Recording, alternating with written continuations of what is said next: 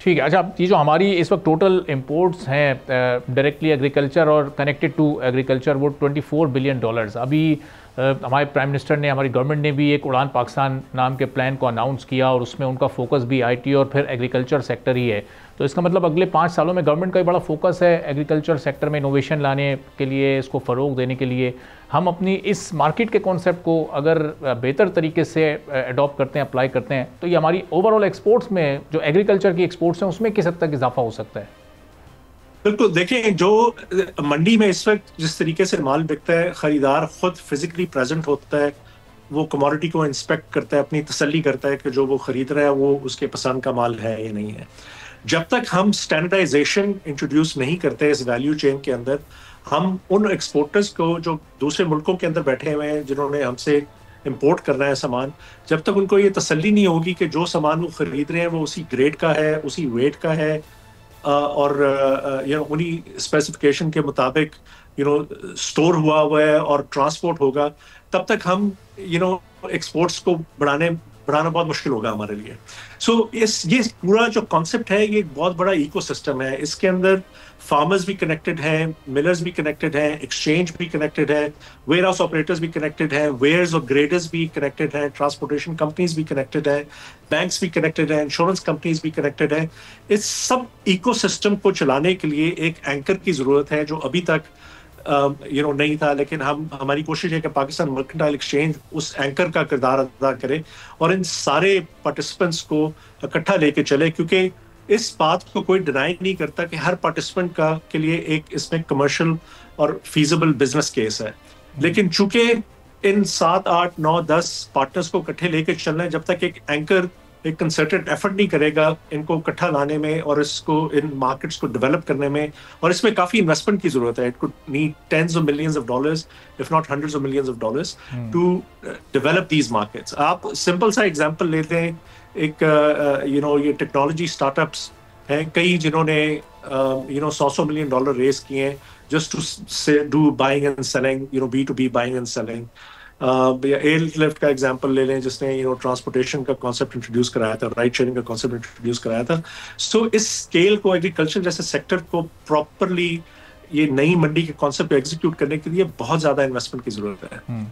اور پھر خرم صاحب, یہ انویسٹمنٹ کہاں سے آئے گی؟ ہمارا لوکل انویسٹر اس وقت انٹرسٹیڈ ہے اس مارکیٹ میں انویسٹ کرنے کے لیے, اور جو 2 بڑے میجر اسٹیک ہولڈرز ہیں یعنی بینکس اور فارمرز, ان کا اس پر کیسا رسپانس ہے؟ چونکہ عام طور پر لانگ ٹرم لینڈنگ نہیں ہوتی فارمرز کو, بہت شارٹ ٹرم ہوتی ہے. ابھی ان کی فصل کا ٹائم پورا نہیں ہوتا کہ ان کے قرضہ واپس کرنے کا ٹائم آ جاتا ہے, اور پھر وہ ایک پریشر اور وہ اس سچویشن سے وہ گزرتے ہیں. تو یہ ان تمام اسٹیک ہولڈرز کا اس پر رسپانس کیسا, اور پھر یہ انویسٹمنٹ کہاں سے جنریٹ ہوگی اس کی؟ دیکھیں, اس میں 2-3 چیزیں ہیں. ایک تو یہ کہ آج کل یہ جو ADR کا پریشر ہے بینکس کے اوپر, banks are looking for ways to do lending to new clients. اگر ہم انسینٹو, بینکس کے پاس انسینٹو ہے کہ اس ایکو سسٹم کا حصہ بنے اور اس میں کنٹریبیوٹ کریں. ہم نے PMX نے 7-8 سال پہلے غالباً ایک چھوٹا سا پائلٹ کیا تھا مرچوں کے ساتھ, جس میں حبیب بینک نے کافی بڑھ چڑھ کے حصہ لیا تھا اس پروجیکٹ کے اندر, لیکن فار ون ریزن اور انادر وہ اسکیل نہیں کر سکا, پرائمرلی بیکاز جس قسم کی انویسٹمنٹ کی ضرورت ہے اس ایکو سسٹم کو ڈیولپ کرنے کے لیے وہ غالباً اس وقت اویلیبل نہیں تھی.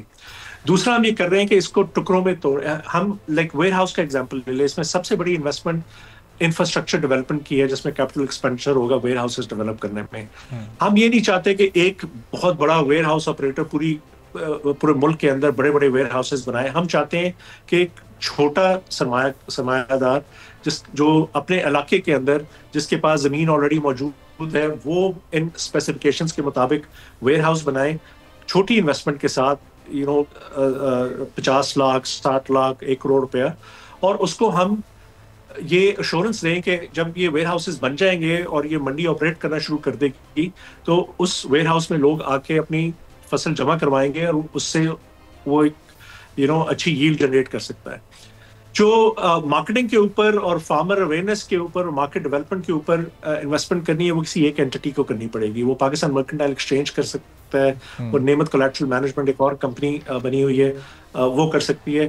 اور اس کے لیے میرا اپنا ماننا ہے کہ بہت سارے پاکستان کے اندر اگر اچھا پروجیکٹ ہو, اچھی اس کی فیزیبلٹی ہو تو انویسٹمنٹ لانا کوئی مشکل کام نہیں ہے. ہاں یہ ہو سکتا ہے کہ چونکہ اماؤنٹ بہت زیادہ ہے انویسٹمنٹ کا تو کوئی انٹرنیشنل انویسٹر ڈیمانڈ کرے کہ اس کو آپ SIFC کا پروجیکٹ کلیئر کر دیں تاکہ ان کو گارنٹی ہو کہ ان کی پروفٹس اور ڈیویڈنڈس اور کیپٹل گینز ریپیٹریٹ ہو سکیں گے. ہمارے ملک کے اندر بہت کیپٹل اویلیبل ہے جو اس سیکٹر کے اندر انویسٹ کرنا چاہتے ہیں.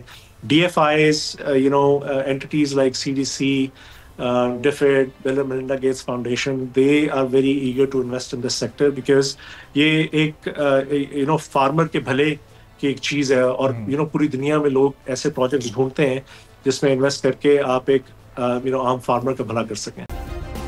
سبسکرائب کریں اور بیل دبائیں تاکہ کوئی خبر رہ نہ جائے.